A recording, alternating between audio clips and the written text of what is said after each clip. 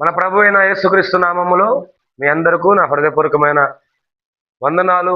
మీకు మీ ఇంటికి సమాధానం కలుగును గాక. సంగమా, మీరందరూ బాగున్నారని దేవుని సముఖంలో మీ కొరకు ప్రార్థన చేస్తున్నాం.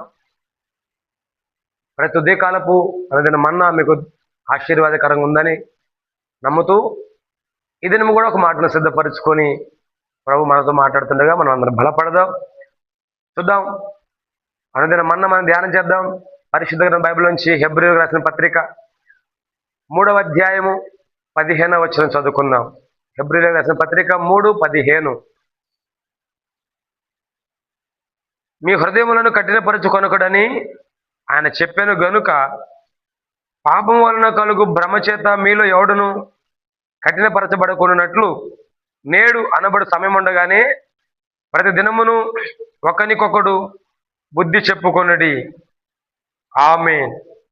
ప్రతి దినమును ఒకనికొకడు బుద్ధి చెప్పుకొనుడి. ఆమేన్. ప్రియ దేవుని జనంగమా, దేవుని ప్రజలారా, ఈ ఉదయకాల సమయం దేవాది దేవుడు మనం ప్రేమించి మన విశ్వాస జీవితాన్ని బలపరచాలని, స్థిరపరచాలని, అనేకులకు దీవెనగా మార్చాలని దేవాది దేవుడు మాట్లాడుతూ మంచి మాట. ప్రతి దినము ఒకరికొకడు బుద్ధి చెప్పుకొనుడి. ఆమెను చెప్పండి. హల్లెలూయా. సంగమా, ఈ ఉదయకాల సమయం ప్రభు మనం బలపరుస్తూ హెచ్చరిస్తుండగా, ప్రేమతో గద్దిస్తుండగా మనము ఒకరి ఎడల ఒకరు బుద్ధి చెప్పుకునేవారుగా, దేవుని వాక్యానికి విధేయత చూపేవారుగా ఉందుముగాక. ఆమేన్. హల్లెలూయా. సంగమా, వాక్యం మనం హెచ్చరిస్తున్నప్పుడు, వాక్యము మనల్ని గద్దిస్తున్నప్పుడు, దేవుని సేవకులు మనతో మాట్లాడుతున్నప్పుడు మనం లోబడేవారుగా ఉండాలి. వాక్యానికి అప్పగించుకునేవారుగా ఉండాలి. ఎందుకయ్యా అంటే పాపము మనలో ఏలుబడి చేయకుండా, అహంకారం మనలోకి జ్వరబడకుండా, అతిశయము, అహంకారము, గర్వము మనలో పని చేయకుండా ఉండాలి అంటే దేవుని వాక్యానికని, దేవుని సేవకుల మాటకు విధేయత చూపగలగాలి. హల్లెలూయా. హల్లెలూయా. సంగమా, ఈ లోకంలో మనం ఎవరి మాట వినకపోయినా దేవుని వాక్యాన్ని మనం వినగలగాలి. దేవుని సేవకుల మాటకు లోబడగలగాలి. బుద్ధి చెబుతున్నప్పుడు, గద్దిస్తున్నప్పుడు, హెచ్చరిస్తున్నప్పుడు దేవుని మాటకు లోబడగలిగితే నా ప్రభువు నిన్ను ఉన్నతంగా ఆశీర్వదించేవాడు. ఈ రోజున ప్రజలలో అహంకారం పెరిగిపోయి, అతిశయం పెరిగిపోయి, దేవుని వాక్యానికి సేవకునికి లోబడక పాడైపోతున్న కుటుంబాలు, చెడిపోతున్న కుటుంబాలు ఎన్నో ఉన్నాయి. కుటుంబాలు సరిచేయబడాలి అన్న, జీవితాలు కట్టబడాలి అన్న, ఉన్నతంగా వర్ధిల్లాలి అన్న దేవుని వాక్యం చేత హెచ్చరించబడదుముగాక.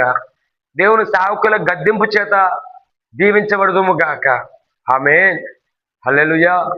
నా ప్రియ దేవుని జనంగమా, దేవుని ప్రజలారా, దేవుని వాక్యం మనతో మాట్లాడుతుండగా సరి చేసుకుందాం. దేవుని వాక్యం మనల్ని హెచ్చరిస్తుండగా నేర్చుకుందాం.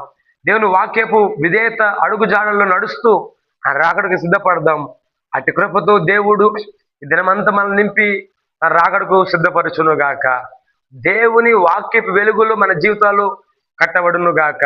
ఆ కృప దేవుడు మన కుటుంబాలకు దయచేయను గాక. ఆమేన్. ప్రార్థన చేద్దాం. ప్రేమగల తండ్రికి స్తోత్రాలు. ప్రతిదినము ఒకరినొకడు బుద్ధి చెప్పుకొనుడి, హెచ్చరించుడి. నీ మాటకే స్తోత్రాలు అయ్యా. ప్రభువా, నీ మాటకు లోబడుతున్నాం, నీ వాక్యానికి అప్పగించుకుంటున్నాం.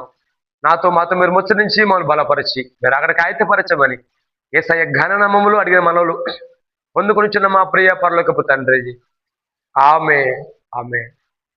మీ అందరికీ మాకు మన నిండు ప్రేమ వందనాలు ఇచ్చాము. నా దేవుడు సేవ నుంచి మనల్ని, మా కుటుంబాలను ఆశీర్వాదించును గాక. ఆమేన్. May God bless you all.